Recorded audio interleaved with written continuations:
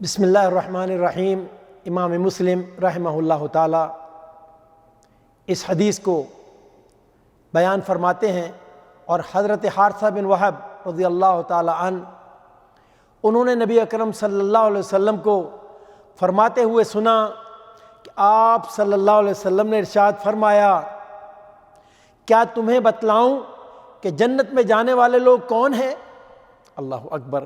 نبی اکرم صلی اللہ علیہ وسلم اپنے صحابہ سے مخاطب ہو کر ارشاد فرما رہے ہیں، کیا تمہیں ان لوگوں کی خبر نہ دوں جو جنت میں جانے والے ہیں؟ صحابہ اکرام جو ہمیشہ اس بات کے لیے تیار رہتے تھے کہ کب اللہ کے نبی حضرت محمد صلی اللہ علیہ وسلم انہیں کچھ بتلائیں، جواب میں ارشاد فرماتے ہیں، اے اللہ کے رسول صلی اللہ علیہ وسلم، ہم وطن گوش ہیں۔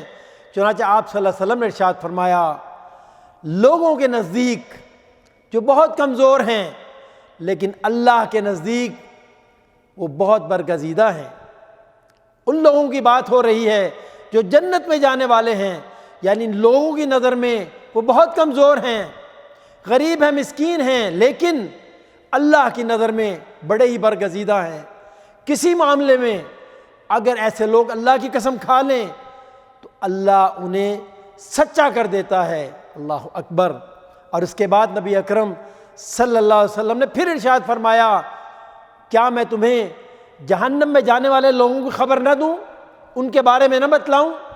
صحابہ کرام نے عرض کیا، بلا یا رسول اللہ، اے اللہ کے رسول کیوں نہیں؟ چنانچہ آپ صلی اللہ علیہ وسلم نے ارشاد فرمایا، ہر جھگڑا کرنے والا، ہر جھگڑالو، بد اخلاق، تکبر کرنے والا، اللہ اکبر، یہ شخص جنت میں نہ جا سکے گا۔ العیاذ باللہ۔ اللہ تعالیٰ کی بارگاہ میں دعا ہے کہ اللہ تعالیٰ ایسے لوگوں سے بچائے اور ان اخلاق سے بچائے ہمیں۔ صلو